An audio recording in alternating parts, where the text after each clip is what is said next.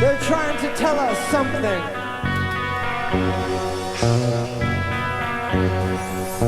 They have figured out the formula for chaos. When the clock strikes 8:30, babe, time to head for Chris's house. Will the sun make it to the next round? Oh no. Pot of thunder. Let's pot tonight. Come on, baby, let's pot tonight. Yeah, Doc Gibbs and the Emerald Live Band bringing it to you each and every week here on Pot of Thunder, the recognized symbol of excellence in rock and roll podcasting, brought to you by patreon.com/Pot of Thunder. You got some coins jingling in that pocket. Head on over there, see if there's something you like. We could use the money, I'll tell you. We were just bitching about everything, the cost of everything right before we started. Yeah. I'm sure you're feeling the same way, but if you're not, go to patreon.com/Pot of Thunder. Help three brothers out. Welcome to the show. You know me, but let's find out together exactly who I am this week. His balls are always popping to the left and to the right. It's my belief that Andy's balls are popping every night. He's got popcorn balls, Andy's got popcorn balls. His popcorn balls are hot and buttered popcorn balls. He's got popcorn balls, Andy's got popcorn balls. And he's got the corniest balls of them all. Wow. There's a duet there, wasn't it? There's some backing vocals. For a second there. Were you chewing on something? Were you chewing on a popcorn ball? Trying to do, I don't know. I always assumed it was Malcolm Young who had that really crazy backing vocal. Yeah. Nicely done, Nick. I did barely anything. So. Well, you did all the music. Yeah, you did the music. And the lead vocal... goes without saying. Could be your finest work, Chris. You've done it again. It almost sounds like he's breaking into laughter during the first line. Yeah, the first line right off the bat. Excellent work. Well, doesn't Bon Scott inflect his voice in that similar way at some point? Yeah, I guess so. It's kind of like the how would you say it? The parody of a high class. I don't know, English gentleman who's probably just intoxicated and hanging out at social gatherings all the time. Mm-hmm. Well, speaking of a guy who gets himself into mischief at social gatherings, he's getting up off the couch. Oh, you're gonna love it.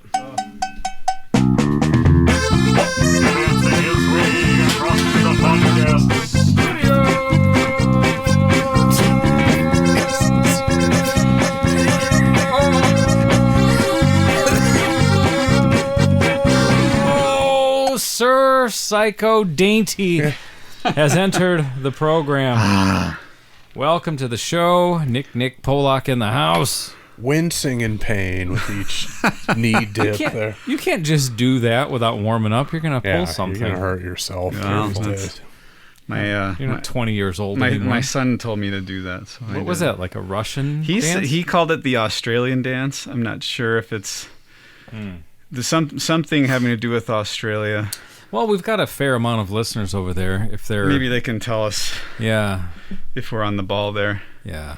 There's a hoppingness. I guess I got the kangaroos hopping. Kangaroo motif. You have to definitely hop coming into those kicks. Yeah. Or else game over. Yeah. Well, good work, Nick. Excellent. Across the board, you're bringing it today in all aspects. Oh, we'll see. And to your immediate left, a man's got a new hat. You want him, we got him. I can have it every day, yeah. I can have it.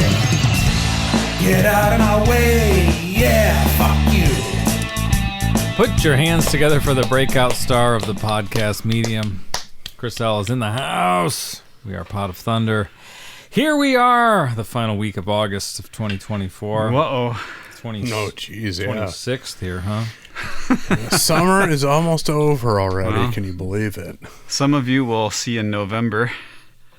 Yeah, well, yeah, whatever. Well, I don't know where we're going with that. no, you know where we're going. The Yeah. people duck out on the theme months. Yeah. Well, it's Yeah. at their own peril. I don't believe it. I think it's all hearsay and I hope so. ballyhoo. I don't know.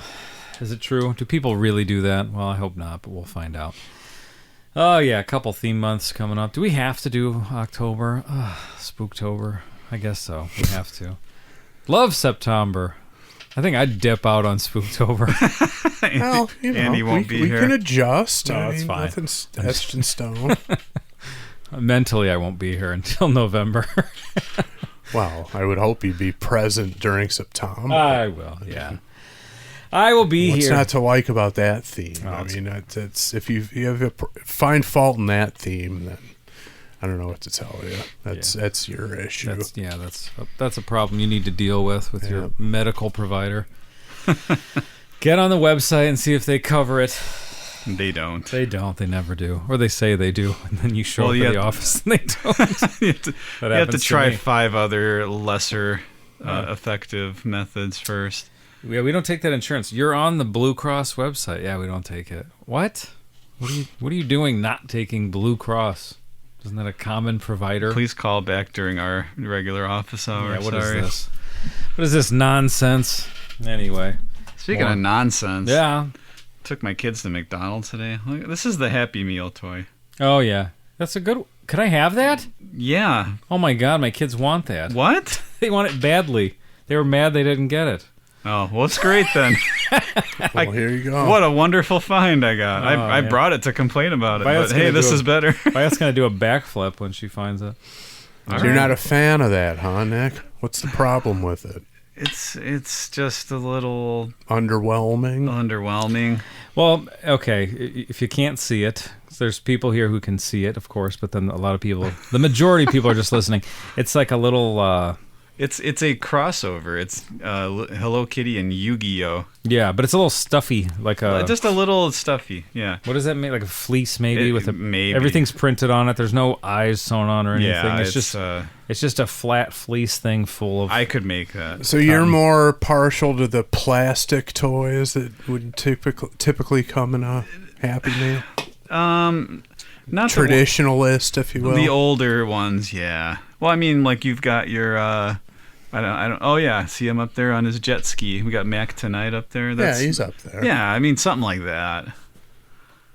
well, Just a pillowy cloth thing isn't doing it for you. No, not for me. But hey, this worked out better than I could have hoped. So Yeah. Oh, yeah.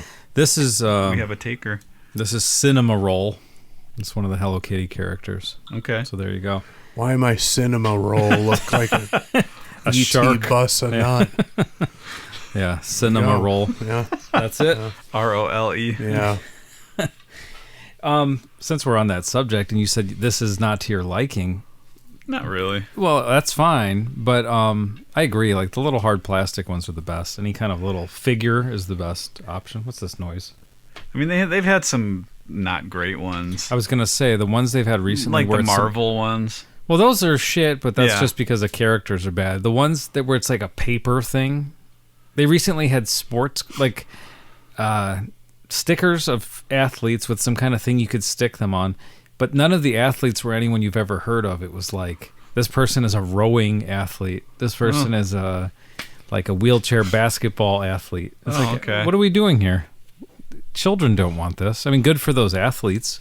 I'm assuming they got some kind of kickback, but this is for Well, children. This is for 4 or 5, 6-year-old children. It's a budgetary thing. They're cutting corners with the expenditure because the known athletes are going to require a lot more money to participate. I think the one I had was the Sixth Man and the Washington Generals. That would actually be better than some that we Really? had. Yeah, it was. You don't know who these people are. It wasn't anyone from the Olympics. It was just these random athletes. I don't know. It was nonsense, but yeah. Probably some of our listeners are those people that were on the McDonald's Happy Meals. Some podcasters. Podcaster sticker That would really collections. be the bottom of the barrel, wouldn't it? Well, here we are. Nonsense. Thank you for that, Nick. You just made Sure. my day. I had no You had no idea. idea it was going to be a big deal. Worked out. Okay, Do you have anything else to share with us today? I do. Who wants to eat dainties? Who wants to eat baked treats with me?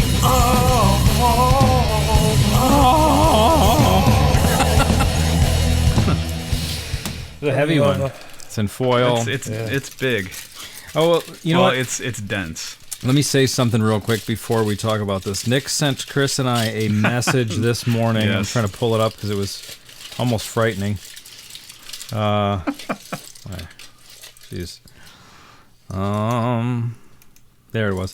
He said, I'm going to taste test. This was in the morning, 8:42 a.m. I'm going to taste test tonight's treat for breakfast. Total experiment. So we had no idea what was happening. Yeah, a little. Let's see what it is. A little bit healthier, I Ah! guess. Is this a quasi Cliff Bar? Is that It's what it is? it's a granola bar thing, but it's you might have noticed the little the little thing on there. It looks like a railroad spike. It's supposed to be a A carrot, carrot? because of our oft mentioned the requirement to do a carrot out of frosting to identify something to the average person as of the carrot cake variety. Okay, so this is a carrot cake granola thing. That's the concept, and it's kind of like I guess a basic granola bar, but instead you can use a certain type of nut butter, like peanut butter, any kind of nut butter that would work. And I figured, I was going to try to do a carrot one, so I did walnut butter. So that's one of the main ingredients, and then made a raisin puree The hell? to put kind of in there, like a little fruit bar kind of action. And there's a decent amount of honey in there, and a little white chocolate. I'll just call it a railroad spike because that's what it turned The out. thing on the top is. Yeah. Is it hard? Yeah, it's Yeah, just that's it what, is. it's just white chocolate. Okay, I thought it was that little frosting. thing on It's top. just like a chocolate, solid yeah, chocolate. and Okay. and then there's a finely grated carrot in there, a decent amount in there. So it's Okay. What did you think of it when you had it for breakfast? I was pleasantly surprised. okay. In a good way or Oh, in yeah. a bad way? Yeah, pleasantly surprised. I thought this is good. I thought I'm going to take one tomorrow with I me. guess the pleasantly implies it was a good surprise. Either but that or it still. would be one heck of a conversation Yeah. piece. Yeah. You never know with the Joneses. You have to double check on these things. Nick could be pleasantly surprised of the trash he's going to feed us. He's going to torture us. I you've personally liked it. No. So I'm sure it's good. I'm going to try it when we get to this week's song, so I'm looking forward to that. Did Chris try it yet or not yet? Not yet. Not yet. Okay. All right. Well, Nick, it's your pick. say what? Are you going to work off of the listener submission list? No, yeah, I will. Yeah. Okay. Hey, You'd say no. No, let's derail that one episode too early. No, I'm gonna go You're off gonna the do list. Yeah, I'll be moseying on over. Okay, well, Got that- my walking you stick. Can't you see the screen? Oh yeah, I guess You don't have to Got the come over screen here. up. That's right. That was Yeah. All right. Pushing things forward. Yes, we are. Nick, I'm going to avert my eyes. So Nick, pull the lever.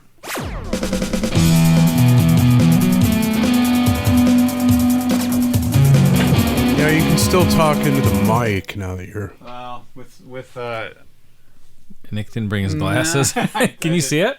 I'll go back and forth. All right. Do you want me to do this? No, I'm good. Oh, what do I need? One of those I just made it magnifying bigger. glasses? I made it bigger. Is that Magnifying glass sheets that are as big as the page on the book. Okay, one more. We'll go to 200%. How about that? That's the kind of sugar. Can you see it? Oh yeah, I can see it. For Okay. 200%. for those keeping score. Yeah. Any optometrists listening? Did you do a number yet? 221. Are we there? Yeah. Oh, I didn't know we were there. It was highlighted in blue. Right here. No. Nick doesn't. Oh, you see it and you say no. Yeah. Okay. Bushwicked. Move along to the next trick. I don't it's one of those Don't want things it. where of the three of us, who gets burned the most with unknown stuff? It's me. All right. So Not doing it. once burned, twice shy, if All right. you will. Another pull, please. More than once burned. Several times burned. All right, so we got number 1173. Give me a minute to scroll down. 1173. Takes a while to scroll down when the size is so large. Because there's only about 3 songs per screen here. There we go. Interesting choice. It's a possibility. I'll put that one on hold. Put it on hold. Okay. All right. I guess one more, huh? Yeah, I think so. Okay. That one could be good. I don't know, but Yeah, people know it. people know it. I don't know how interesting it is, but it's an artist I'm only peripherally familiar with. What was the number? This the third number or the second number? The third number. 992. All right, see, this is where I get into trouble. It's on here 3 times. This is where from I get 3 into different trouble people. because of that, and I've been burned by coordinated conspiracies. in the You past. have been. Can you scroll to the right, please, so I can see if there's any reason why this should be. So this one is an individual who's known, but I'm not sure how well known the song is. Yeah, see, that's the thing, is it's really I'm familiar with this person in a musical capacity, just barely, but I'm vaguely aware of what this might be, what style of music it might be. Yeah. If you don't do it, I might do it next week. So For September. hey, why not? All right, Hey, man. If it You know works, what? if you think it'll work. there are 3 listeners here whose names will be mentioned. Uh-huh. Direct your hate mail to them. Hey, really? Yeah, let's do it. Okay. You're going to do that this week rather than postpone for Andy for September. Would Andy actually want to do this, or does he have? I don't another know. song? I don't know if I know it. I know one song by this guy, and it's probably this one, but I'm not sure if it's. If this you one. want it for next week, we can do the second song then. I'm fine either way. I don't think. Unless you had something set up for September. No, it'll ruin September. Okay, we don't want that. This song will ruin it. What if it's? What if it What ruins? if it- What if it ruins the end of August? That's a less risky That's thing. the price we pay. That's a less risky All right. It is a less undertaking. risky. Let's just do it. Yeah. Okay. All right. Yeah, and again, 3 listeners. All right. You will be named. Well, I'm intrigued, but before we get into that, I got a hit on 1173, so hit it! Habemus Papam. Time for Pope stuff. Yeah, that Pope stuff. Here's some Pope stuff. Time for Pope stuff. All right, 1173. Nick, any guesses as to who the Pope was in the year 1173? I'm gonna guess it was one of the Sylvesters. Incorrect. February 21st, 1173. Thomas Becket is canonized by Pope Alexander III. Okay. His tomb in Canterbury Cathedral becomes a shrine and a popular pilgrimage destination. Who is Thomas Becket, you ask? Also known as St. Thomas of Canterbury, Thomas of London, and later Thomas à Becket.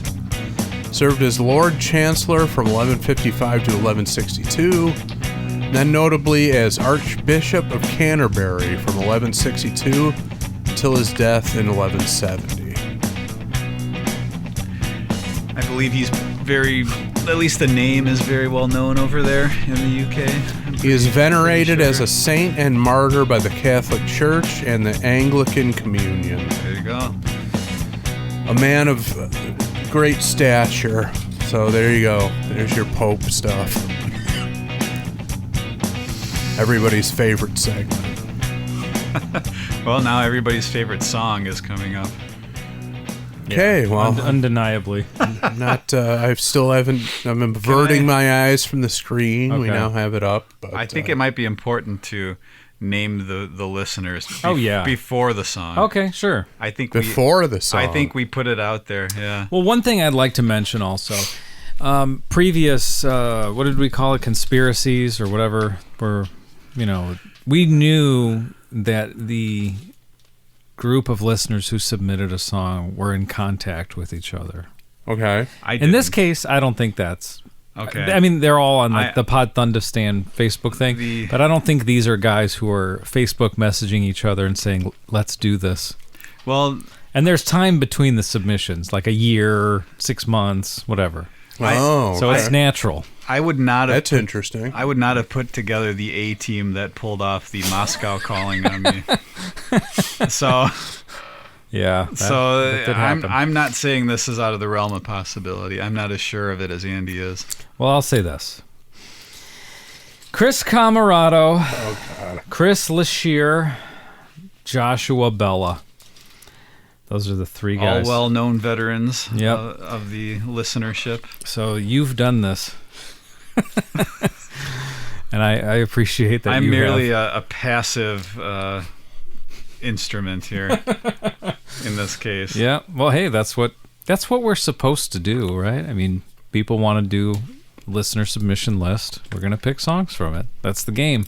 So here we go. Do you know the album title, or do you want me to? No, I don't remember what it was. Okay. Well, So you want me to just do it? Yeah, if you can do it. All right, Chris, strap in. We're going here. All right, Hamel. This one's called Strut. Off of Songs from the Crystal Cave. by the band. Steven Seagal.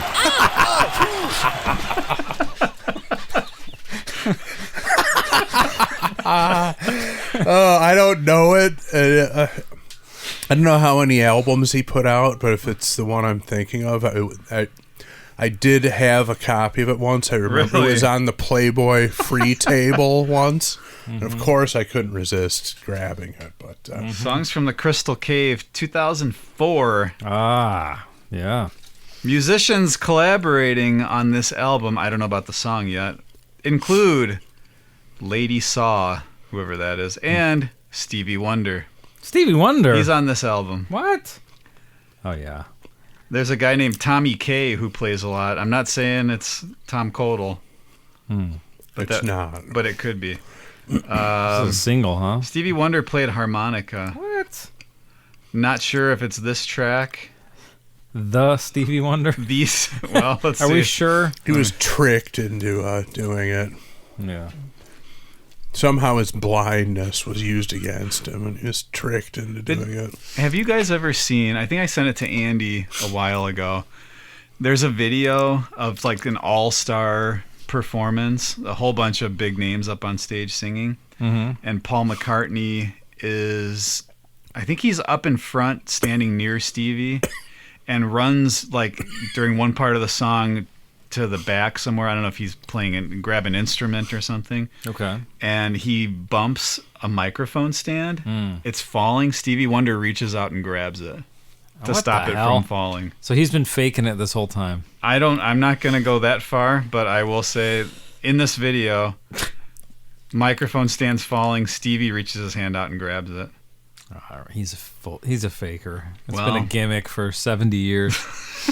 Unbelievable. I don't know, but it's there. You can look it up yourself and be the judge. So Strut, This is the one. song 12 of 14. I've confirmed that this is the one that I thought it was. Okay, so I mean, this is buried in like the filler spot on an album. But it's the single, though. But it's the single. Yeah, it's Well, it interesting. just goes to show you how much other quality material is I on the guess album. I'll just tell you this. I got a message from Jeff DS. Hey, Jeff. How you doing, buddy? He just said, this song might lead to this being the best episode ever. So I hope we can deliver on Well, that. it's exciting. Yeah, I just looked up the album cover. This was the one that was on the free table at Playboy, and I, of course, had to grab it. Or no, okay, I'm wrong. It was the other one. It was Mojo Priest, which is the next. That's easy to mistake. Yeah. Steven Seagal and Thunderbox, Mojo Priest. That was the one that was on the free table. I don't think I've ever heard this. I like the album cover of Mojo Priest. I like track 6, Alligator Ass. Yeah, right. The song titles on Mojo Priest are outstanding. Track 9, Talk to My Ass. Yeah, it's almost like a Wesley Willis album, you know. BBQ is good. Yeah, Mojo Priest is the one I had. So yeah, I'm and the debut eluded me. My time is numbered. Gunfire in a juke joint. She Dat Pretty. I mean, I think we're missing the boat not doing a Mojo goodness. Priest track, but this is where we are. Well, this is what we were given. Oh My God featuring Stevie Wonder. So that's on the first album, like you said. Now, I don't know if we're going to get any harmonica on this track. I don't think so. But if so, we would be getting Stevie Wonder, apparently. I know I've heard some of this song. I don't think I've heard the whole thing, but I know what it is, and I know that a harmonica would not work here. So Steven Seagal's credited with drums, vocals, rhythm, and lead guitars. And clay pot. What is that? He probably kicked it at the end of the song. The virtuoso clay pot player. I don't even know what that Classically trained.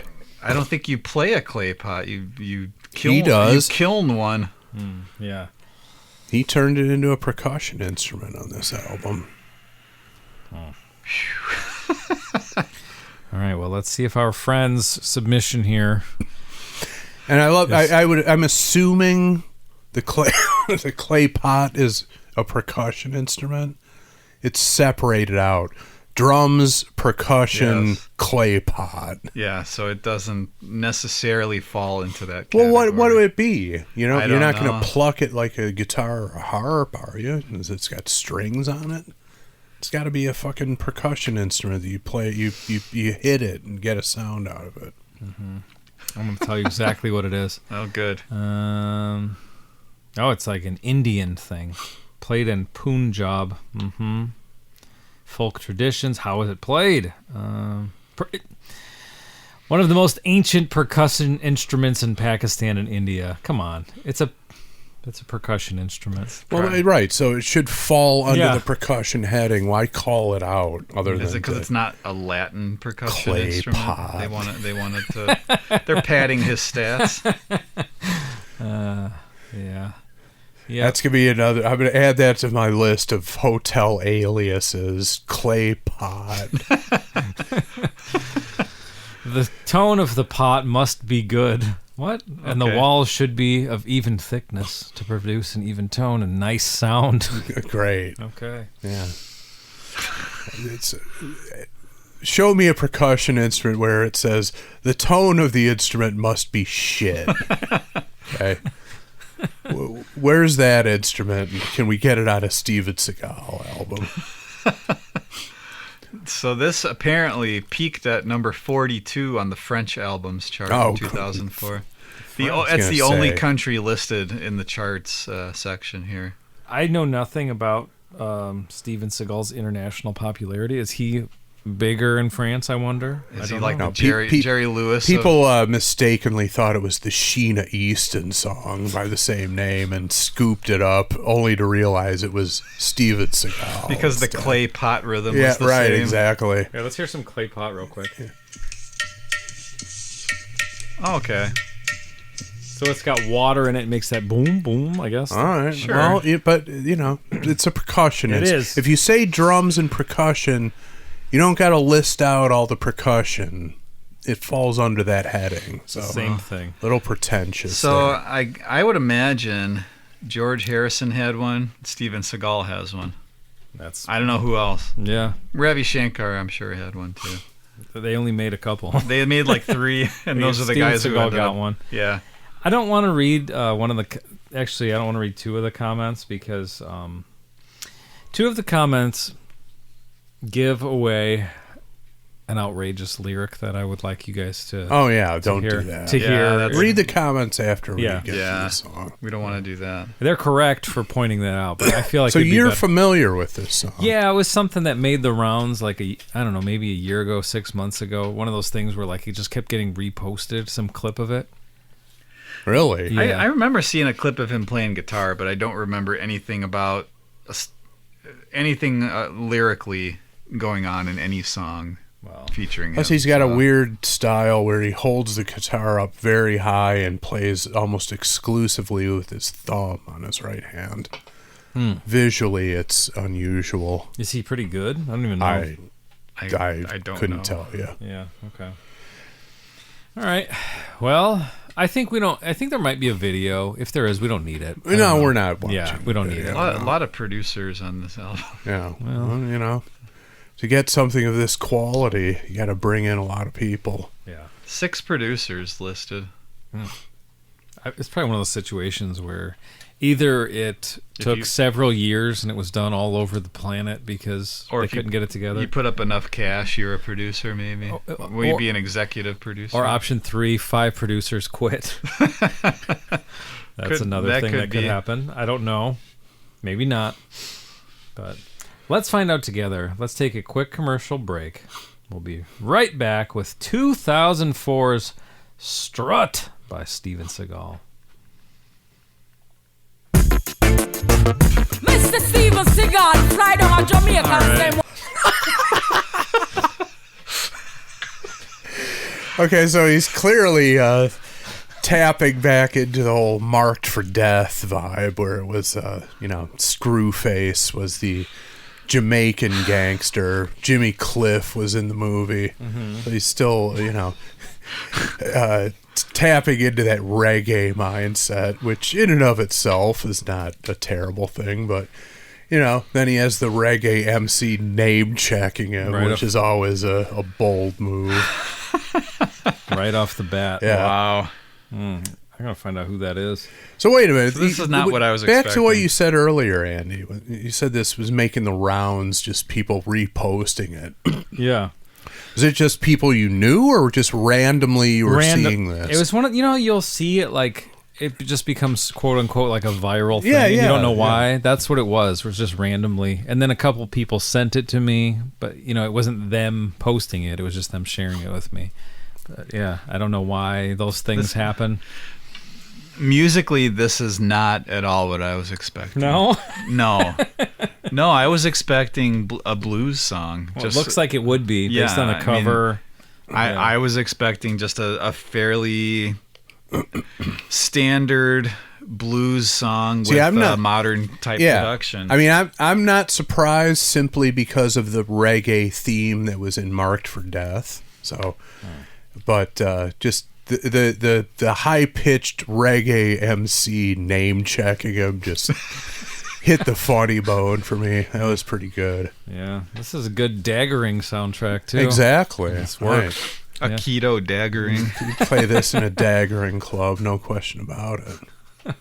All right, let's keep going. one of the baddest y'all. So them send for lady sock, I don't know me raw.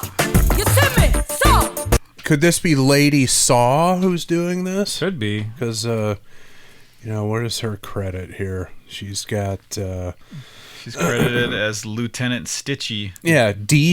DJ. So a DJ would typically get on the mic and bark out this type of announcement. So I think we're listening to Lady Saw here. Yeah. Okay. Yeah, featuring Lady. Okay, it does say featuring Lady Saw. Well, there Some of the you go. YouTube videos for Strut. So there you go. So she's look. We already bought the album, presumably. yeah. We don't really. Andy and I were just talking about this. If I bought Paramount Plus, I don't need commercials for programs that are on Paramount Plus. I'm already We already subscribed bought to it. Yeah. That we don't need the commercial at the beginning of the song.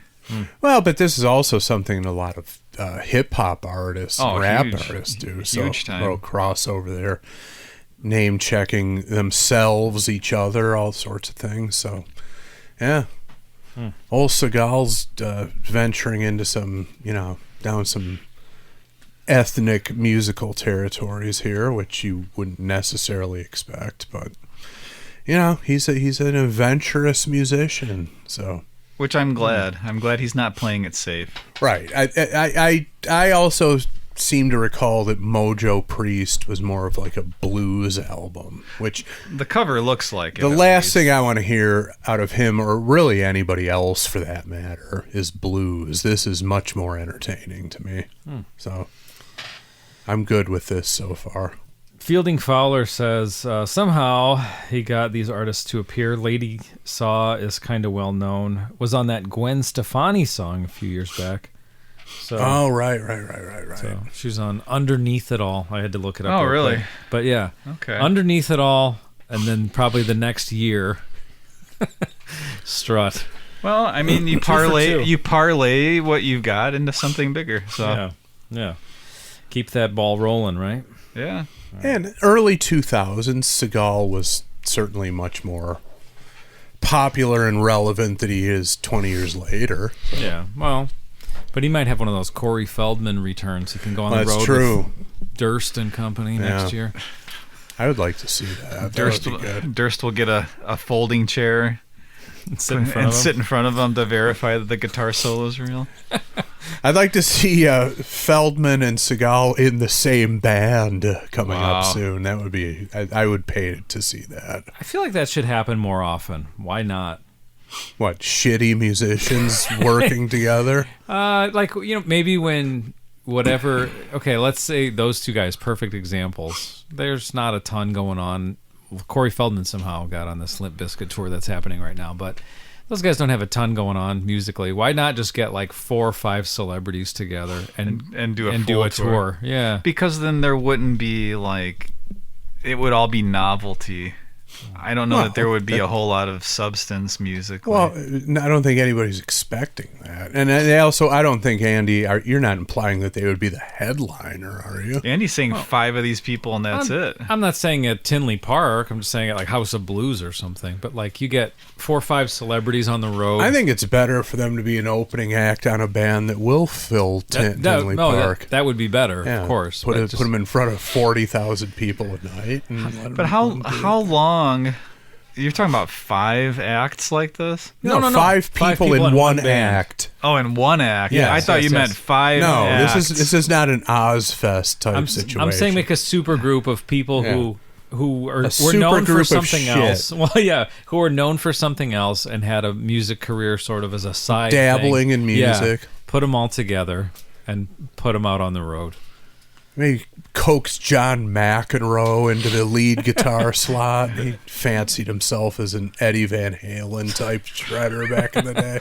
There you go. I'd never heard that. Yeah. Oh yeah, he had but he's left-handed too, so he had he appeared in Kramer guitar ads alongside Eddie Van Halen. Really? Yeah. Never heard of that. In fact, I remember one ad. It was Eddie in the middle, McEnroe on one side, and on the other side, the other tennis great was also a guitar aficionado, Vitas Gerulaitis. Really? All in the same ad, yeah. I'm sure Andy had that in his sure foot if you a looked few that years up. ago.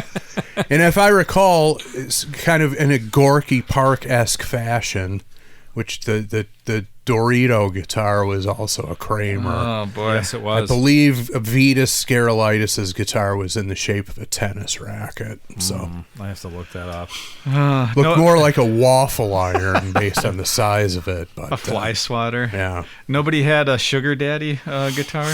No, that's a missed opportunity. A Bobby Riggs That's a missed tribute? opportunity. That's too bad. Of course, Nick would have commissioned a Billie Jean King tribute model. Of course. His favorite. Everyone's favorite. All right, let's keep going. Girl, would you really want all night? Me want the body if it make me feel nice. Why? Tell me what you really want all night. Me want the bananas if it make me nice. Me want the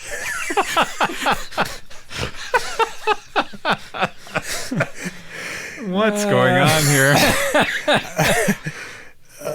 You got the lyrics up there? sure Yeah. Yeah, we might need them. No, we will need them. Nobody can make out what either of them is saying, but Well, I like his kind of strained delivery, too. Yeah. Trying to keep up with Lady Saw. With Lady Saw. He's, It's a higher register than I was expecting. Yeah, it is, right? Yeah. I'm very relieved that this is a reggae song because, like I said, a blues number from anybody would not be interested. But this levels up for me. This works for me. So I'm surprised I never heard this before. Yeah. I like that the first line was Mr. Steven Seagal flying about Jamaica.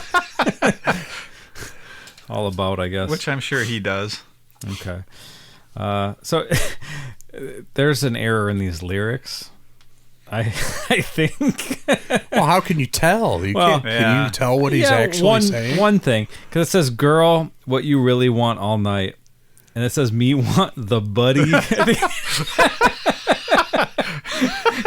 Why are you convinced that's wrong? Maybe that's some Jamaican slang. It should be body, but I like buddy. I thought it was clearly body. Oh, okay. But He's saying he wants your friend. No, buddy is better. This is better. Me want the buddy. Yeah, buddy is better.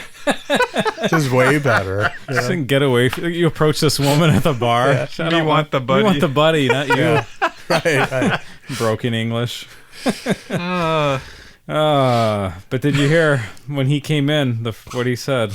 No, it was like a bolt of lightning sailing past. Well, there's a lyric you're about to scroll down to. It looks interesting. Did we get to that already, or about the punani? Yeah, yes, we did. Oh boy. So she said she wants the buddy, make me feel nice, and then she said, "Boy, what you really want all night?" He said, "Me want the punani."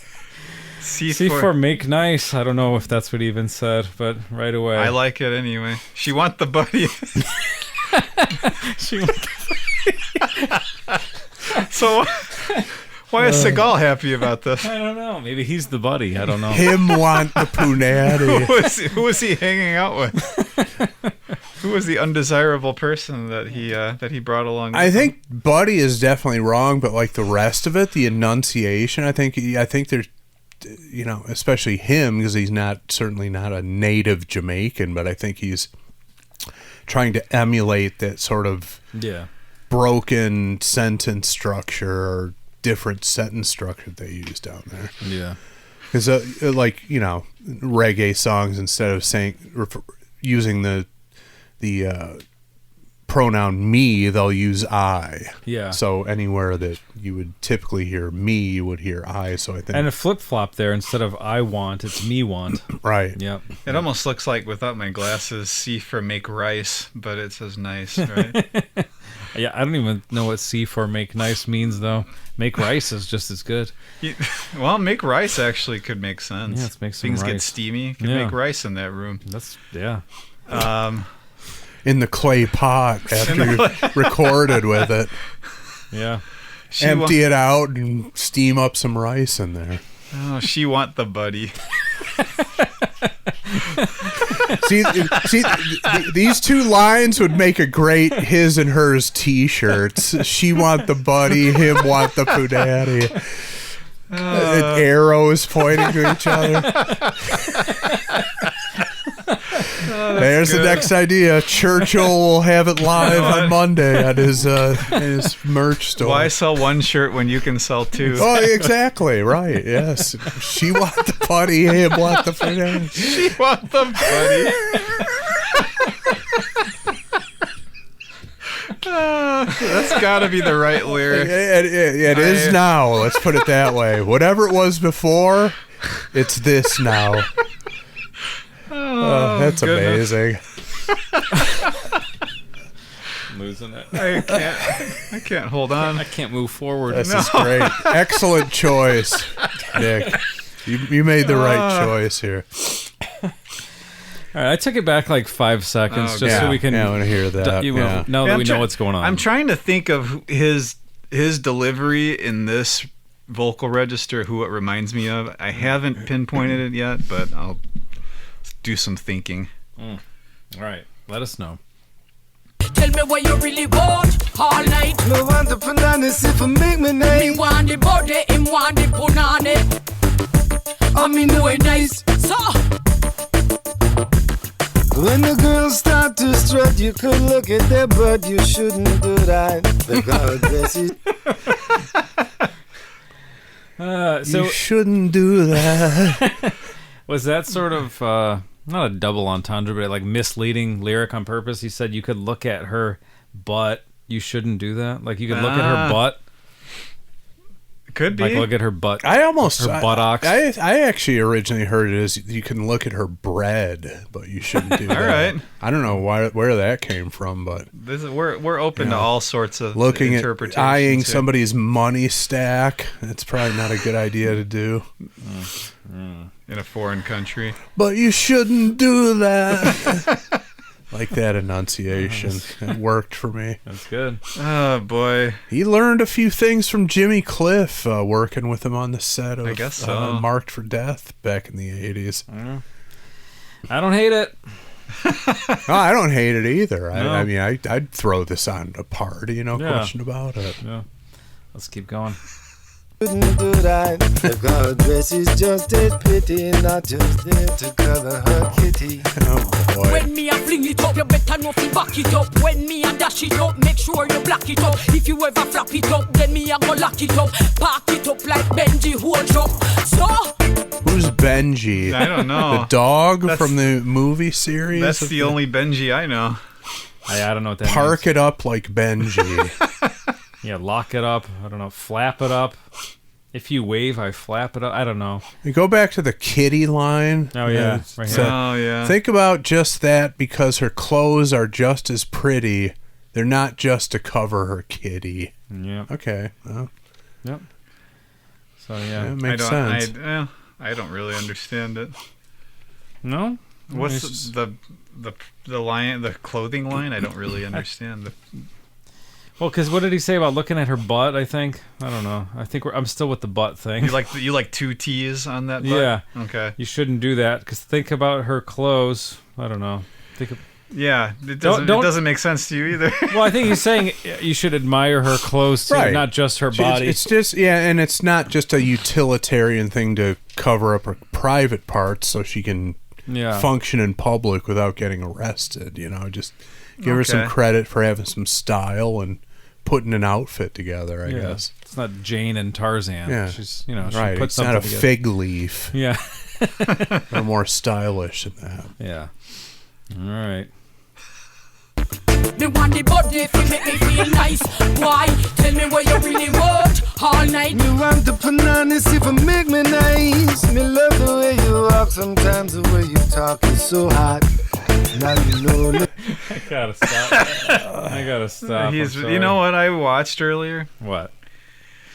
That Jonathan Frakes video where they slowed it sounds down drunk? halfway, and it sounds like a drunk guy trying to talk to you at the bar. Yeah. Seagal's coming off. He's rambling here in these last few lines. I love it. I love the way you walk sometimes. Not all the time. Sometimes you look like an idiot when you walk around. It needs work. Me love the way you walk sometimes.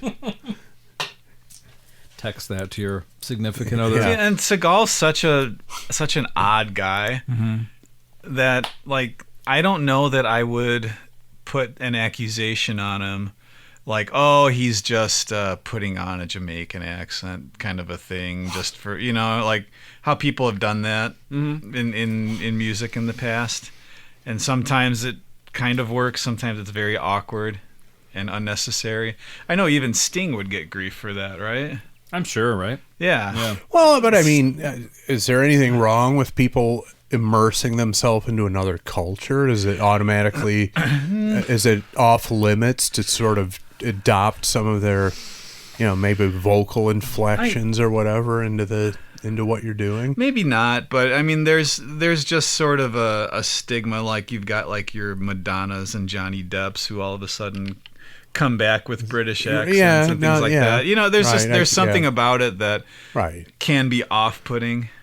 But I would say he's such an out there guy that you don't know where he's coming from really any of the time, that I wouldn't put that sort of accusation. I'm telling you, it's rooted in the Marked for Death movie. I think if he wasn't before, he made a movie centering around, the dark side of Jamaica, drug gangs and whatnot. But I think maybe he gained an appreciation for Jamaica and Jamaicans, and it stuck with him for the next decade or so, and decided to go down this road musically. Well, I'm happy we have this. I am too. Yeah, it's all. And Marked for Death is one of the big four of the '80s. The 3-word title movies that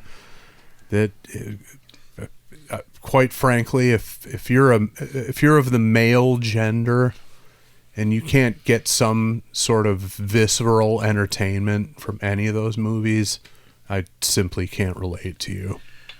That's as polite as I can put it. After a while, his box office draw declined somewhat, and there was the straight-to-video three-word title, "Want the Buddy." Right, yeah. Didn't perform as well. I can't wait to see that movie poster. It got an NC-17 rating, which is why it killed its mass release. But yeah, we should have for all the listeners who are proficient with image editing software. Perhaps Andy will. I'm gonna just give it to Andy. Andy's going to proclaim a winner by the end of the week on social media, as far as the movie poster for his straight-to-video "Want the Buddy." I can't wait. This totally could have worked in September. It could have. He's definitely horny. I mean, wait, look at this next set of lyrics. Yeah. But I was going to say, if it was this song, it would have worked. But I wasn't sure if it was this song. I didn't want to risk, like you said, a blues song or something that would derail September. No, we can't have that. Well, there's no rule against having this kind of thing every week. Yeah, every week. Yeah. we're having it now, week's we can have it. Last week's song was rather amorous. This one is. Oh yeah, there's no downside to having horny material on this show. Yeah. I took it back a couple seconds, but not too much, just 2 or 3. Me love the way you walk, sometimes the way you talk is so hot. Now you know, let's have a shot of rum. Then me can make you come with me to the ocean. That would be fat. You can be my bow cat. No idea what he's. I don't know where he's. A little going play on to. words. Then me can make you come with me to the ocean. Very clever turn of phrase. Now there. I think that was intentional in the first verse. We said the thing about look at you. It sounds like your it, butt or whatever. That seems to be. That seems to be the motif. Yeah. The word turns out the word bread was not in there at all. I could have sworn I heard it, but that would be fat. Yeah, that would be fat. You can be my beau cat, or I'm assuming it's beau cat. So I looked this up. No idea what that word means. Someone out there's laughing. It's a Jamaican slang. That's a real thing, huh? It's a beau cat. Vulgar. Okay. One who performs oral sex. Oh, yeah. I mean, it's consistent. Also, there's another definition. A man who performs cunnilingus. Okay. Wait, I think the first one would make more sense. The first one covers all the bases. It covers all, and it's who he's talking to, right? But yeah. My goodness. Yeah. What is? Maybe he's speaking for Lady Saw in that situation too. I think so. We're gonna have a Moni situation here. He's gonna be walking across the stage while she's performing. I don't know what that he said. Nice ital breeze. I don't know. Ital is a mean? Jamaican word. I think it just means good or okay. Pleasant, pleasurable. I don't know. Don't know that one. Okay. Hold on. Well, nice breeze. Yeah. Yeah. Let's look it up. Oh, Steven, the gifts that you give. Thank you. Amazing. Yeah, I always liked those videos. There's several of them, but where he's doing some kind of whatever his martial arts that he does is, where he does a demonstration. Aikido. Is it Aikido? Yeah. He's in a pretty keto sure. demonstration. Where people are running at him and he's just And he just barely moves. flicking and then- his wrist and they go flying. Yeah, it's so great. So great. Okay, so the word "itel" is thought to be a contraction of vital and I, the unifying English pronoun I favored by Rastafaris. It's meant to convey ideas of natural, organic, fresh, and pure. Perfect. So, Okay. Nice pure breeze. Nice, fresh, clean, refreshing breeze. Yeah. While you perform oral sex on Steven Yeah, Seagal. while you're bowcatting. That would be fat. Yeah. Keeping it hip with the PHAT. spelling. There's a sentence at the bottom there that I don't know where to begin. Yeah, well, let's get But there. we'll get It's there. just relentless here. Nice ital breeze, bring you to your knees. You're jamming. Yo, this a gal and a blow me rather wind up slow. When me turn it around, you have to come tomorrow. In case you never know, me star me whole show. Me tell you from start, me no go down low. Let's do it all night from the left to the right. Say my name Steve, tell me oh it nice, it's quite. Say my name, Steve. I love that. Yeah. Yeah. That's not as exotic as the rest of the delivery that Yeah. she's putting out there. Yeah. Well, but, how many people have the privilege of calling him Steve rather than Steven? Yeah. She's earned that right, I think. Mm-hmm. And it's the second song that I could think of where the name Steve is dropped. Right? Another one bites the dust. Yeah. Yeah. Oh, I'm trying to see if there's anything in this that jumps out. I don't know. It's a million miles a second. It yeah. is. Well. All right. Keep going. See, I think so. I've listened to over the years, like I'd say a decent amount of reggae ska stuff, and I mean I get it that yes, this is these are real words, and I guess if you really look at them, it makes sense like a rap song, but really, I think for me and probably most of your American audiences, at least, the appeal to with this kind of thing is just the delivery and the rhythm, and just the sound of the voice, and it's not at all because you had no idea what you're saying at all. Like this is like I have a thing I say about the Lord of the Rings movies, where if this is your first time watching them, you need subtitles because there are made up words that you've never heard of. Yeah. And it's not enunciated. It's spoken in a way that it would be spoken in real life. But you have no idea what it is. Yeah, so it's not put out there with extra care for the uninitiated. Same thing with this. It's more of an aesthetic thing than an actual something with the substance of the lyrics. That seems to always be secondary. It's the rhythm of it, basically. Yeah, there's a lot of those, maybe more so like in the 90s, where there would be an American band and they would get a Jamaican vocalist to guest on it. Yeah.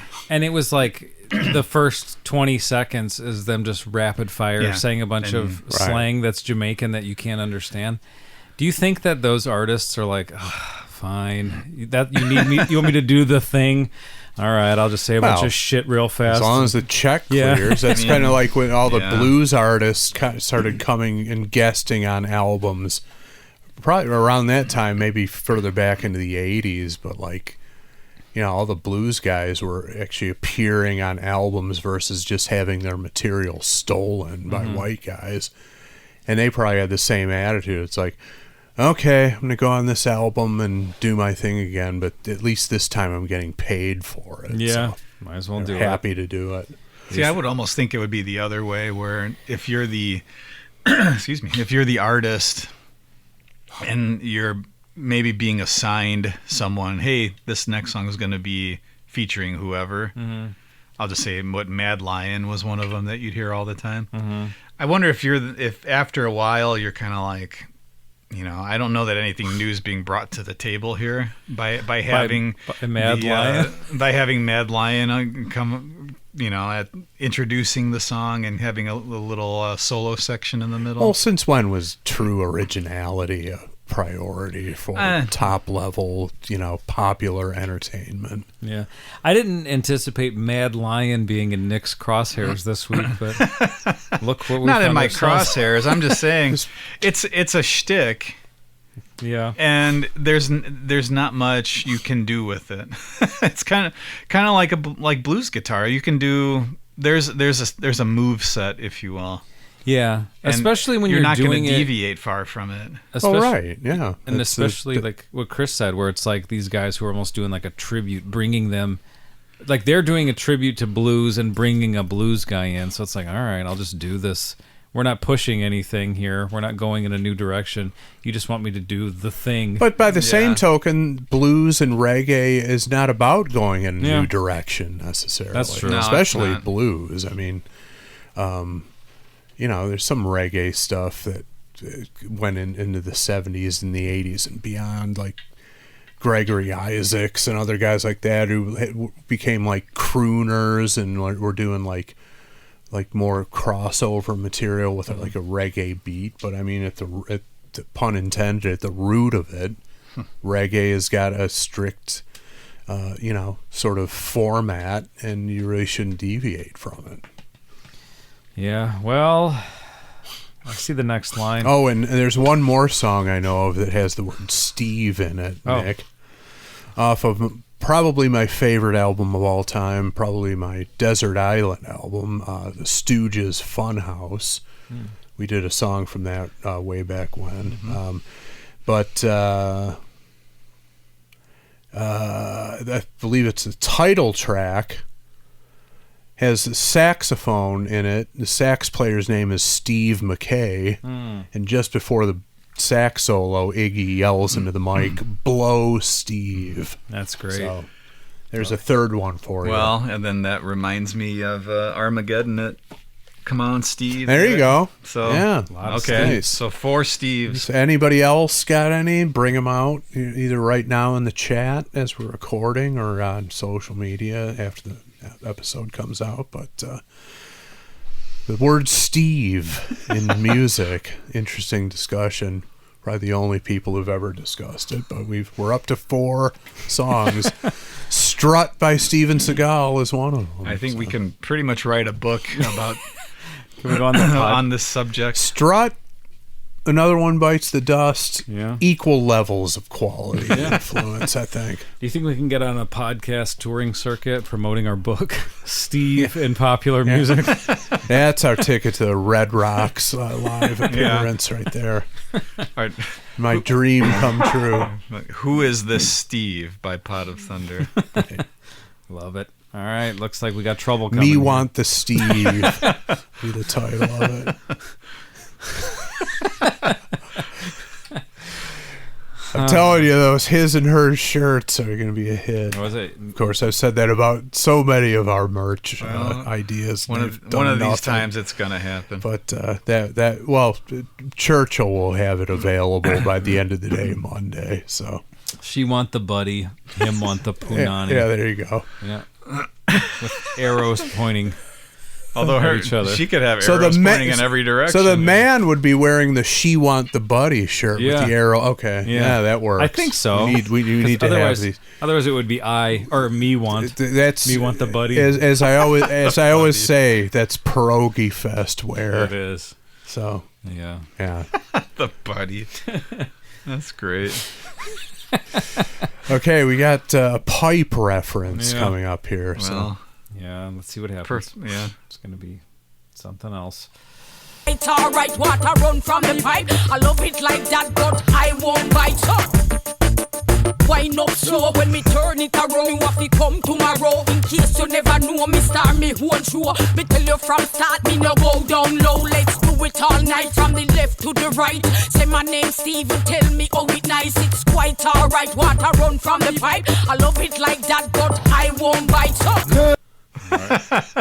She kind of took over there, which is a smart thing to do. Seagal can't go toe to toe with her in terms of delivering lyrical content like that. I mean, even though it's his project, he wisely, either on his own accord or at the direction of one of his 6 producers, was told to clam up for a bit and let Lady Saw take over. But lyrically, what a nice... That's it. Another one, Ballroom Blitz. 5. Are you ready, Steve? Yeah, good one. Now we got a very nice lyrical intro to next month, talking about water run from the pipe. Because it wasn't that always a joke about Tom Jones would put a lead pipe in his pants? Oh, yeah.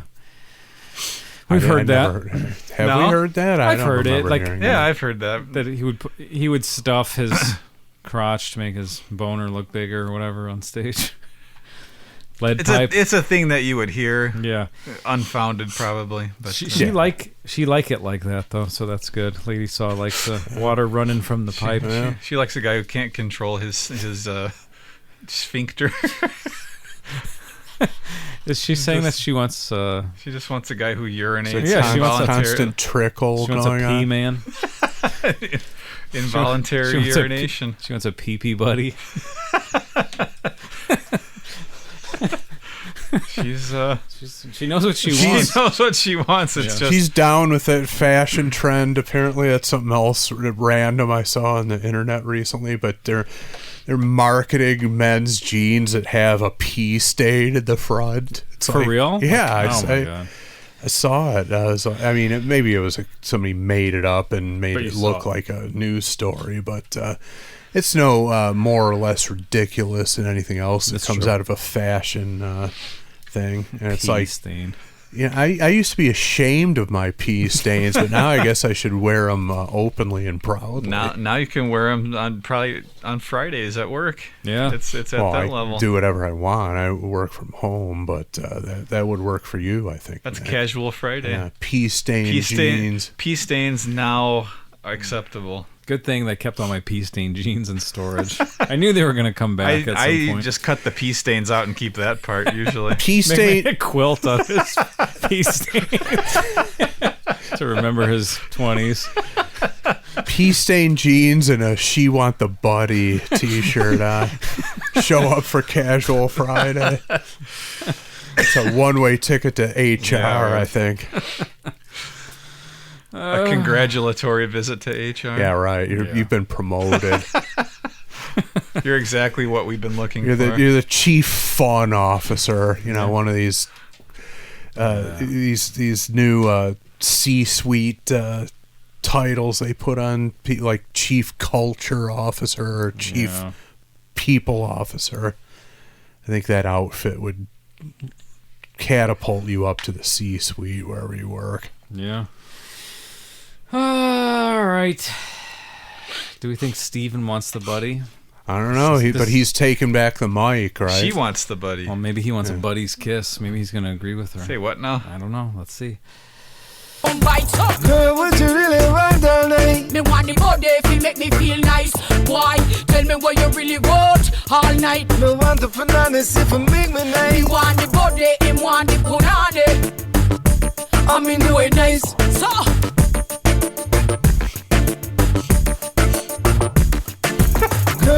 Is there a clay pot solo there? Yeah, so a little bit.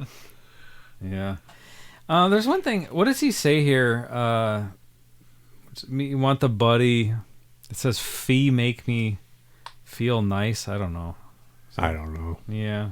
C for me make nice. Did we ever figure out what's actually happening there? I can't figure it out. C for make me nice. Yeah, whatever. Sorry. I mean, I'm confusing the two. Easily done. I mean, I don't know enough about the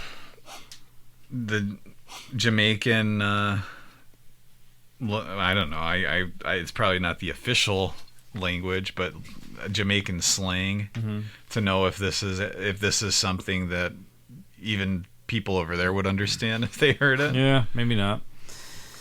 But it might be. We know they'd be dancing though. There's no doubt about it. That's really what you want anyway. I got a message from Tommy Lombardozzi. Play it, Steve, from Soul Man. Sam and Dave and the Blues Brothers version. Wow. Both Yeah, more good Steve. call. Great more call. Steves. Yeah. More Steves. Girl, what you really want tonight? Me want the body, it make me feel nice. Boy, tell me what you really want all night. Me want the banana, if it make me nice. Me want the body, him want the punani. These two, the odd couple, aren't they? The way he's barely awake. It's kind of the Steve and Edie of the new millennium. yeah. He can barely get a word in edgewise. Yeah. Well, he's out of his element in terms of lyrical delivery. He's in over his head at this point. And if this goes to the bedroom, he's in over his Oh head, yeah, too. Can't. You know, I don't care how many Tai Chi moves you have. She's gonna chop you in half. Yeah. Inside of 30 seconds. She comes running at him. He can't just flip his wrist. No. And No, there's expect not her gonna be to any be of that. deterred here. No. Screwface's gang members will end up with broken limbs and thrown face first into jewelry display cases. Not Lady Saw. She's coming out on top in that situation. Yeah, she sounds heavily caffeinated, very determined. Caffeinated is, yeah. And then Steven Overswollen, if you will. Steven's got a couple of barbiturates in his system. Just always sounding perpetually out of breath after delivering one line, and she takes over. He can barely get it out. Makes Vince Neil look like an opera singer by comparison. His breath control. Yeah, he wouldn't last. He would survive a sex session with Lady Saw. Let's put it that way. He'd be toast. It'd be over. Yeah. I think even he knows it too. Mm-hmm. He's trying to talk a big game, but no, it's not going to happen. I mean, the way nice.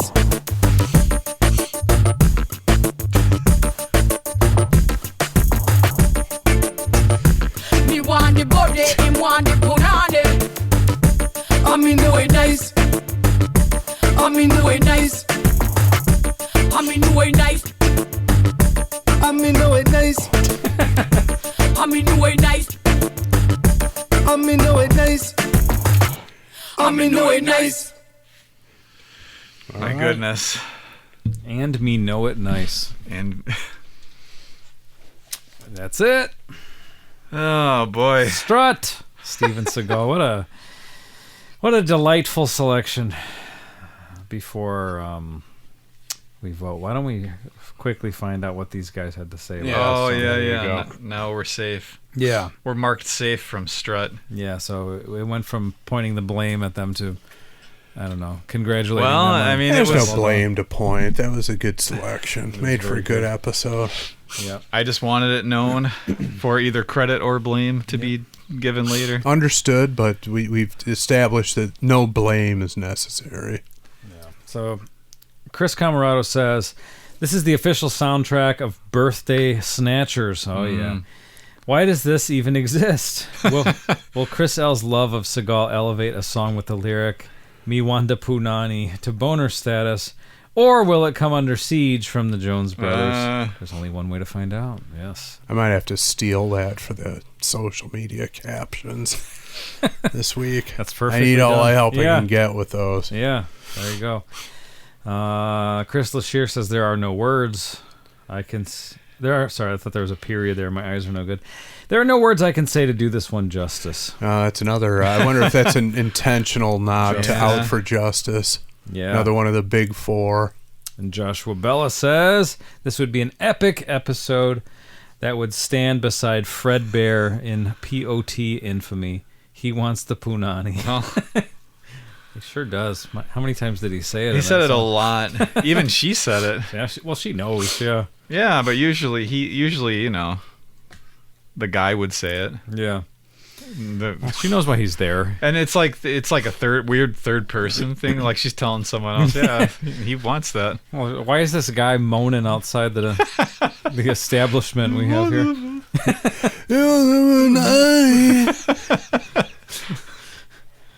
Yeah, you know why this guy doesn't have the wind to last 20 minutes with me. It's not happening. Yeah, but 20 seconds would be too much for him. But you knew why he flew down there. It's clear. Like Lady Saw knew why this man flew down to Jamaica. She knows what he's after. Oh yeah, no question. Yeah, it's not the and again, not her first rodeo. As long as the check clears, she's happy. Yeah. All right. Sweet Surrender, a kick in the crotch. Time to vote. Nick, you vote first. Oh, goodness. Yeah, you got to give it a Sweet Surrender. Just, It's Sweet Surrender. Hell yes. purely for the entertainment value.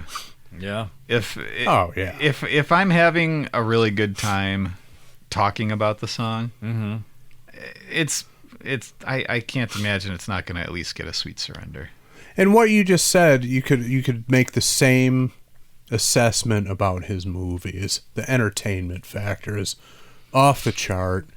Like I said, if you're of the male gender and you don't find some visceral entertainment in especially his big four movies of the 80s, but even extending beyond that, I simply can't relate to you. I don't know how you can't sit and watch that movie and just, if nothing else, the sheer ridiculousness of it.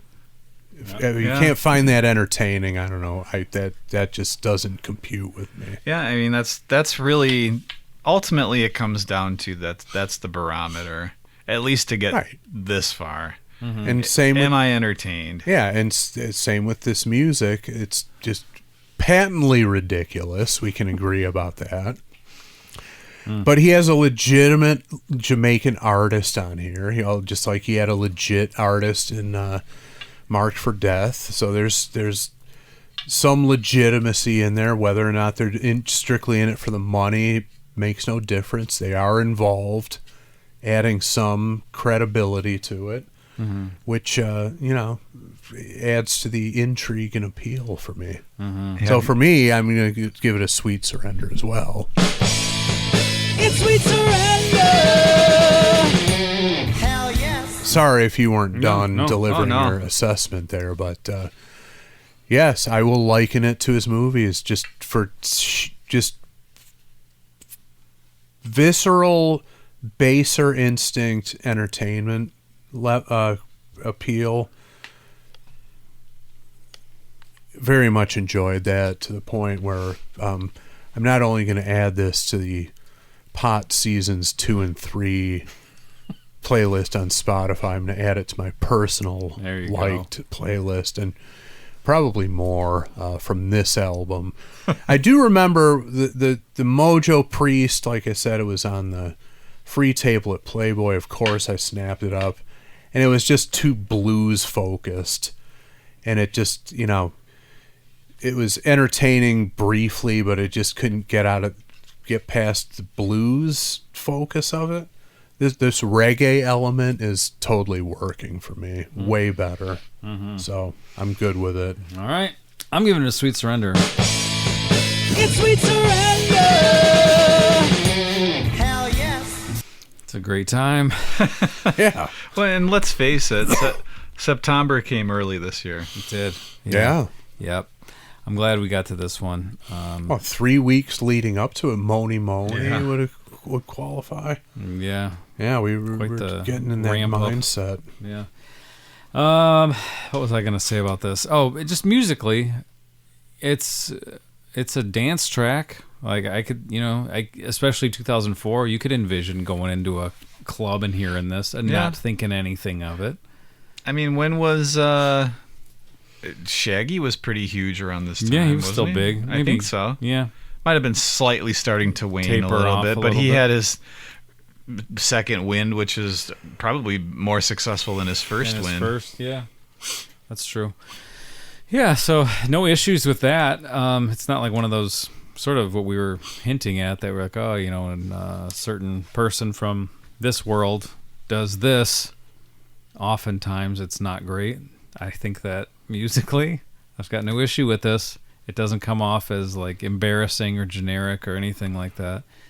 I don't know if that has to do with producers or what, but I mean, you could make a case that it's, at least from Seagal's standpoint, it's a tad embarrassing because he's just, again, given who he is and who he's trying to go toe to toe with vocally, he's just kind of a little setting himself up for ridicule. Well, to be clear, I'm just talking about the musical track. So oh yeah, no. Yeah, I've got no issue with that. If this was just a straight Lady Saw track, Yeah. it'd be like, well, Gwen Stefani heard this and she had to have her on her album because this is like primo Jamaican dance hall stuff. Yeah, you'd buy it. You'd believe it, right? Oh, yeah. Yeah, so there you go.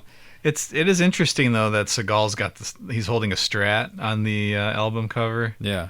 I can't imagine any actual instruments were played In this song? on Well, this song. Yeah, I don't know the rest of the album. This but- to me sounds like just pure drum machine programming. Yeah, for sure. I would say so. Well, who would have thought, guys? Would you even believe it? Look where we found ourselves. All right, Hammond, I got a question for you. Paul Stanley wants to know if Strut is a rock and roll boner classic, as voted by the 3 rock and roll boners in this room. Is this what Kiss should have been doing in 04?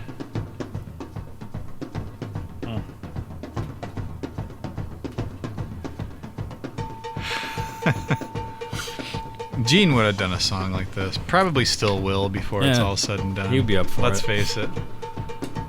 Yeah, if this was presented to Gene as is, and we're going to replace Seagal's voice with your voice, he would have done it on the Asshole album. Why not? Yeah.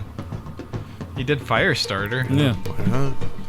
If it was that big of a trend and it was, there was potential for commerce, yeah, you're damn right he would have done it. My vote is in. Mine is in as well. Chris? My vote's in, yeah.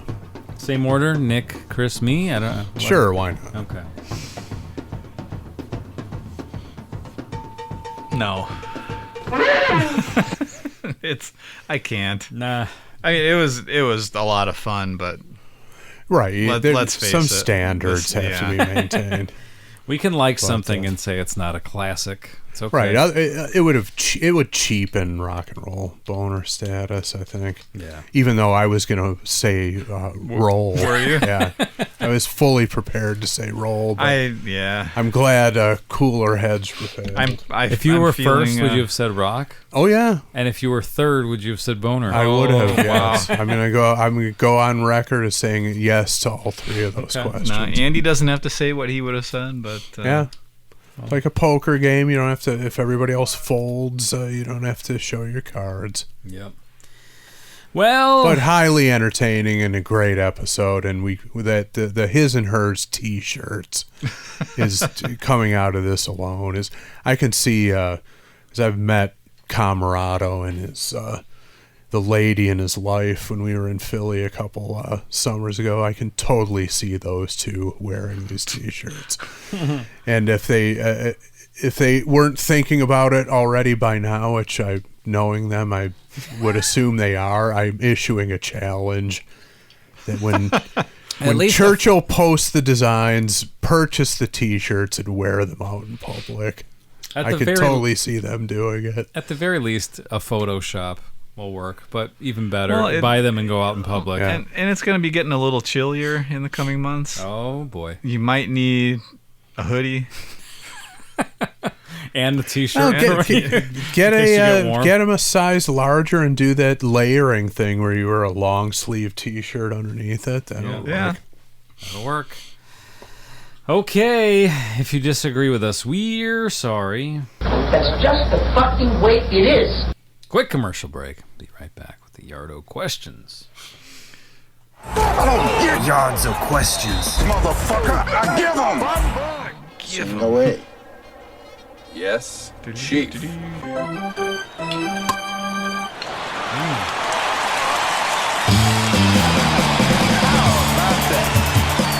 Mel Allen making his, 400th appearance on Pot of Thunder. Yeah. Unbelievable. For no reason.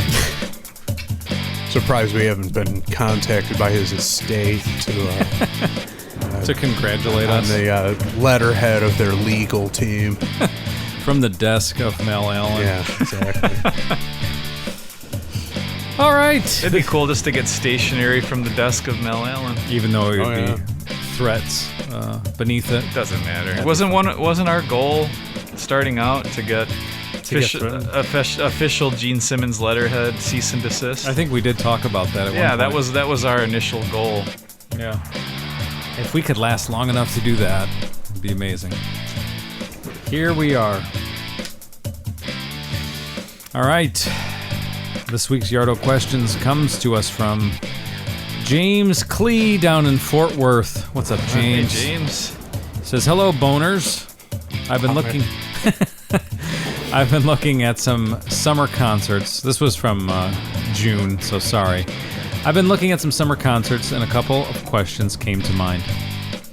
Bring it. Question 1. How do you feel if you go to a concert and an artist/band does not play their best-known songs? What do you guys think of that when that happens? Or when they, maybe even when they begrudgingly play a hit? And you can tell. Yeah. It usually doesn't come off that way. Yeah. What do you mean? People put in the effort. Not always. Usually. Or what's even worse is when they come out with a reworked version of their biggest hit. Bob Dylan because philosophy. Well, but I want to say Sheryl Crow has done it with like All I Want to Do and stuff like that, and it's like it's very self-serving because they always say, well, I got bored with it, so for my own interest level I had to rework it.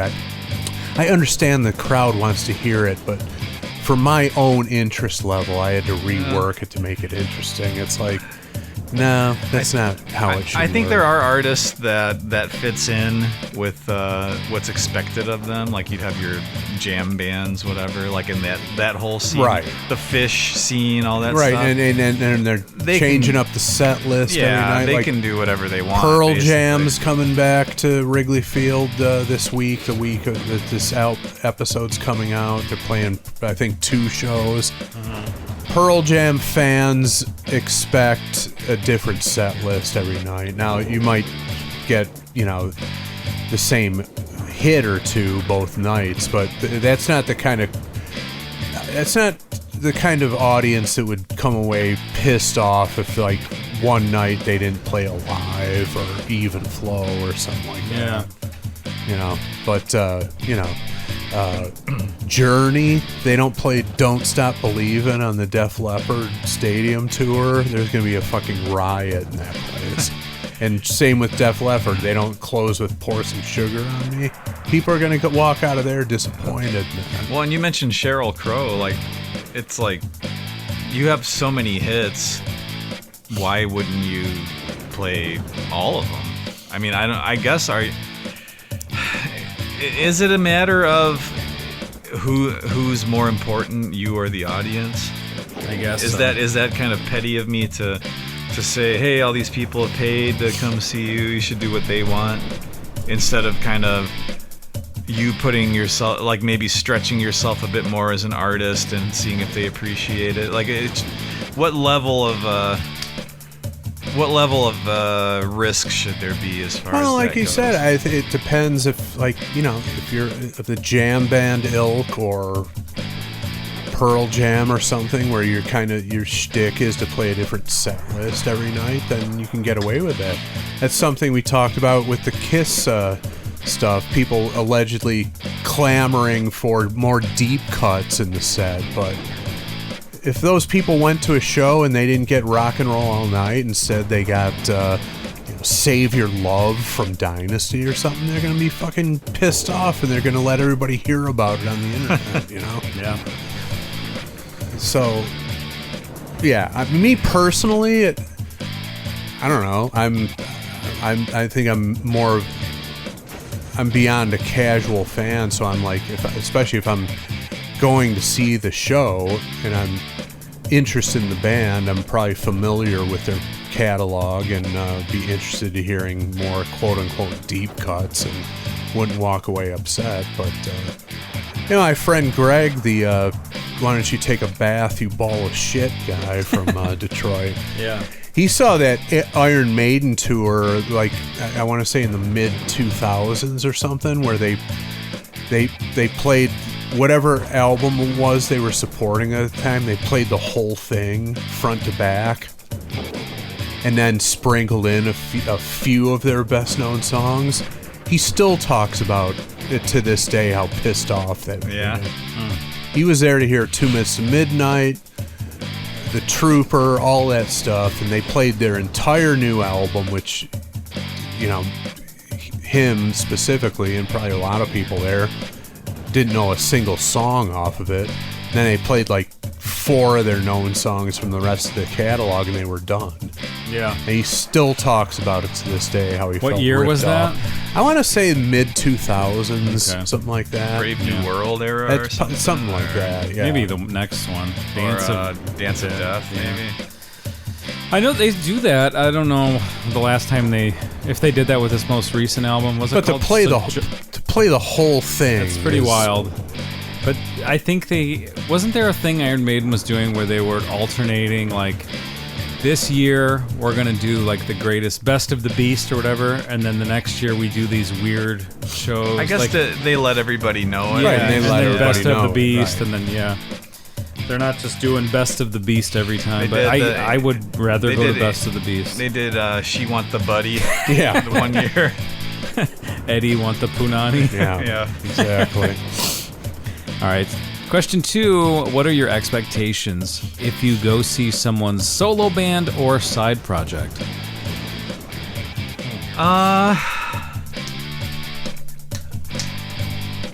Expectations. Yeah. My hopes are not necessarily my expectations. Sure. I'm seeing, like, I didn't go to the show, but we are recently, Andy had sent in, Chris and I, a video of Ace Frehley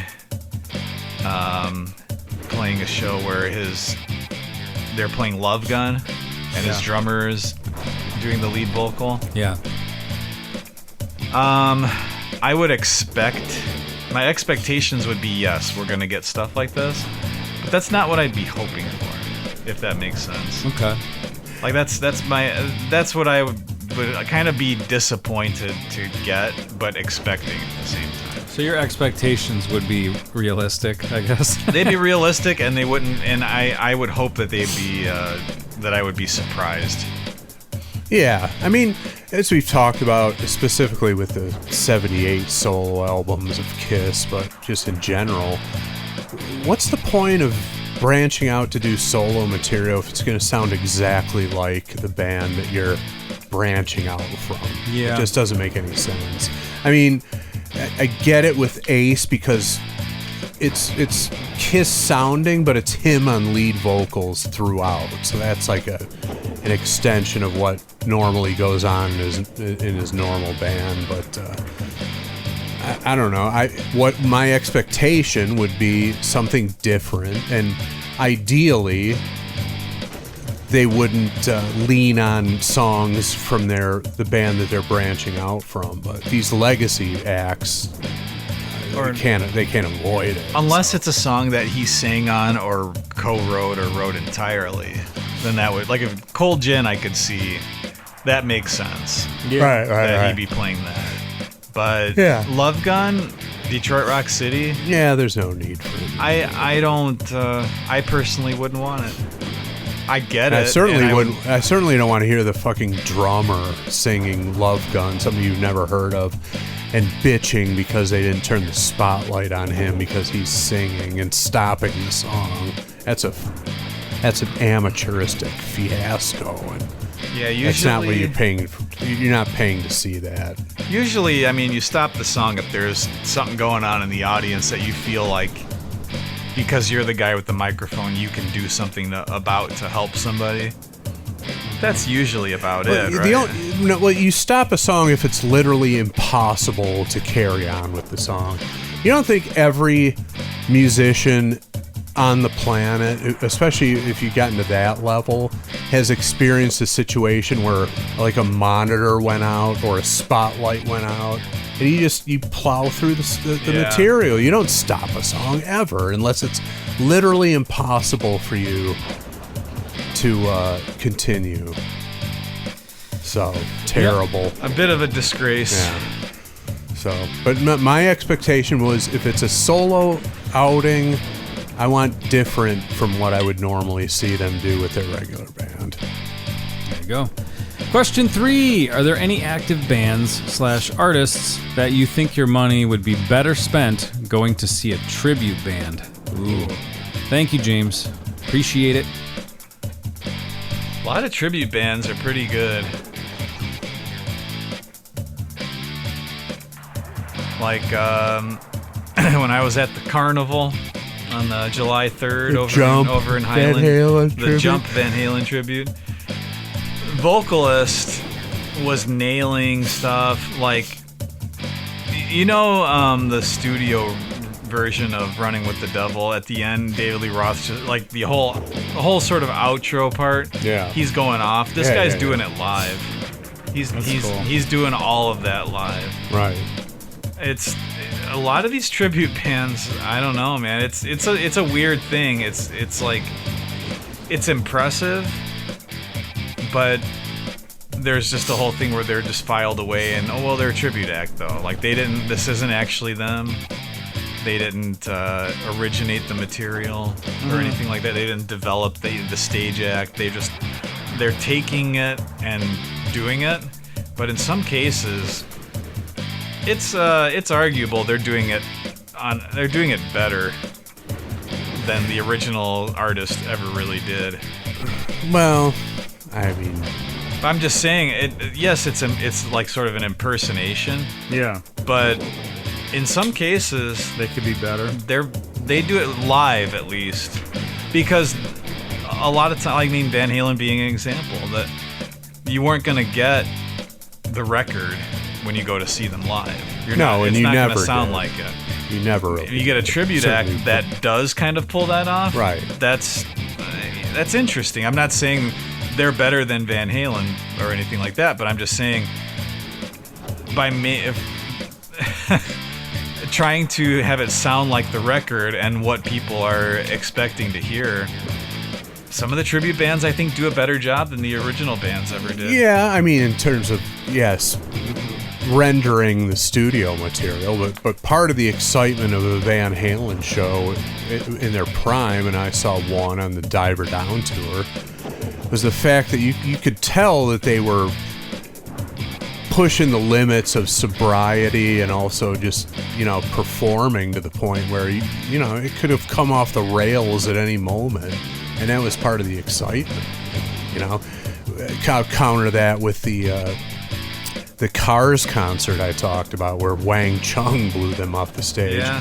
Exact rendering of the studio material from their entire catalog.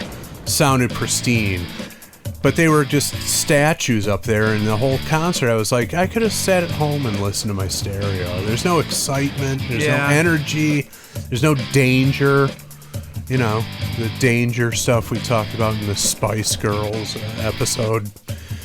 I think that's part of the appeal, certainly of the original stuff, is like, you have the studio material, which gets everybody hooked to the point where they want to go to the show, but you want a little bit of an edge and some excitement in the live show, and not just in the form of what they're doing visually. It's just, at least I do, But the thing that's weird to me about is the tribute bands that are tributes to bands that are still active. Yeah. I mean, just down the street, we've got Echoes of Pompeii playing over at Wicker Park tonight. Pink Floyd tribute band. Pink Floyd doesn't exist anymore, so I get it. Yeah. But like the Red Hot Chili Peppers tribute band, the Foo Fighters tribute band, it's like, these bands are still active. Yeah. Do you mean to tell me that you really need to see live Foo Fighters music every 3 months or so. I mean, that part of it is strange to me. That the tributes to bands that are still active. I don't see the point in that. But obviously, bands that don't exist anymore and won't. There's a market for it. But. Did we answer the question? I don't remember. I think so. Okay. Unless it's a specific band that's on the road now. Not getting it done live? Yeah. I mean... I don't know. I can't... if given the choice, I would always want to see the real thing. Let's put it that way. Unless it's impossible, then if I'm really jonesing for a live performance of that music, then I'll go see it. But no, if it's a tribute to an active band, I'll wait for the actual band to come around. I mean, there is one example that comes to mind that, even though it is the original guys and that's, a big part of it, like that last Genesis tour, God bless Phil Collins for getting out there. Yeah. But he's in such rundown shape that it's like, I don't know that I'd even want to see it.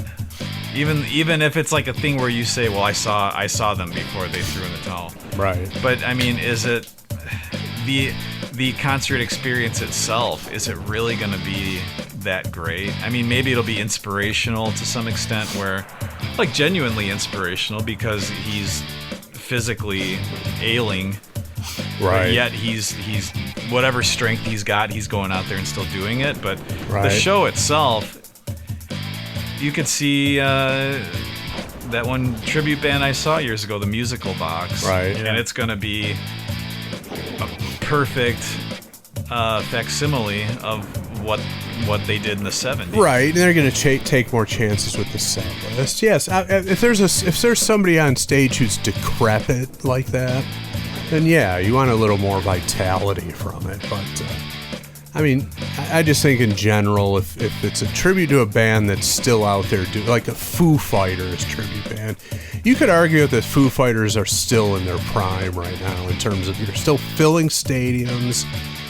Or like a Metallica tribute band. That's another one. Yeah. You could argue that Metallica is still in their prime as a live act because they're filling football stadiums and putting on these massive tours. Do I really need to see the Four Horsemen at the Hobart Art Theater the next time they come through? And that's an interesting point because I think a lot of tribute acts, if a band is still active, the tribute act will say, well, all right, we're going to do like 81 to 86 Metallica. Metallica's playing Seek and Destroy or Whiplash all the time anyway. Yeah, like they're another band that mixes up the set. Yeah, I mean, you'll hear Fight Fire with Fire from them. I don't know how frequently anymore, but they will dip into that stuff. So it's not like... It's not like... I don't know. It's not like if you go see the Scorpions or Judas Priest and there's just all this 70s stuff that they came out with that there's no chance you're going to hear live. Yeah. Right, but also like, if you're a Scorpions tribute band and you play Sails of Sharon, are you really going to get repeat bookings? No. They want to hear Rock You Like a Hurricane. They want to hear all the hits just like the fans of the regular band do. The deep cuts, yeah, it sounds like a good plan on paper, but at the end of the day, and the people who are booking you want to make some money. And if you're a Scorpions tribute band and you play nothing past 1976, you're not going to get any repeat bookings. People are going to wonder why they didn't hear Passion Rules the Game. That's fair. All right. Thank you, James, for your Yardo questions. And if you want to send a Yardo questions, go to potofthunder.com. Click that widget. Send 1, 2, 3 questions our way. We will answer them next week on the show. Thank you. Feeling the pressure yet, Andy? We got to kick off September next week. I got to do it right. It's already been going on for 3 weeks. Oh, yeah, we're in that groove, so... I think I can handle it. I'm feeling good about my choice. The second. There's 5 Mondays in September, Oh, wow. so that would mean you would get 2 choices if you want. That is- before we finish up with Mr. Codal. That's dangerous. It is dangerous. We'll see. See how it all shakes Yeah. out, but that is it's the current situation. So Yeah. All right. Okay. Well, we'll see you next Monday.